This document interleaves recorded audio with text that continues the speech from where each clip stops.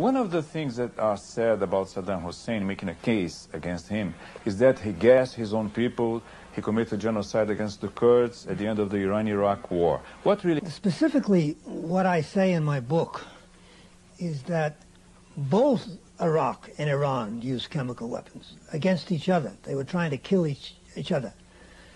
The story essentially was distorted here in the United States to make it appear that only Iraq used chemical weapons, that the Iraqi chemical weapons killed the Iraqi civilians, the Kurds, and that this was done deliberately as an act of genocide.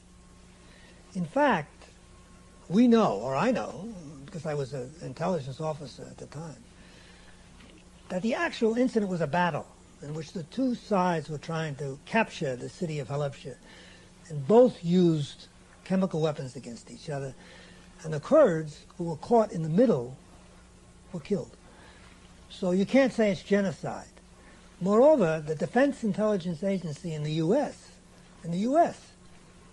examined the battle afterwards, immediately afterwards, and they concluded that based on an examination of the corpses, that the type of gas that killed the Kurds was the gas the Iranians used, but not the Iraqis.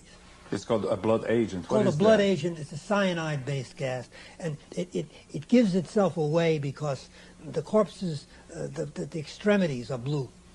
So they looked at the corpses and they said, well, that's cyanide-based. And what was Iraq using? Iraq was using mustard gas. Totally different effect? Totally different effect. Why do you think that the CIA at the time used that information that you say is distorted, that Iraq was committing genocide against the Kurds? It wasn't primarily the CIA. Unfortunately, the CIA went along. But primarily, it was the Bush administration, the other Bush administration. Up until the end of the Iran-Iraq war, there was not a great deal made of this Halabja incident.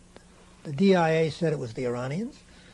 The Bush administration accepted that, and no great to-do was made of it. As soon as the Iraqis won the war, and it appeared that the balance of power in the Middle East had been significantly disturbed, because now the Iranians could not fight anymore, the United States realized that it had a problem on its hand in Iraq, because the Iraqis, having won the war, were now beginning to assert themselves. They were beginning to make statements to the effect that only the Arab states in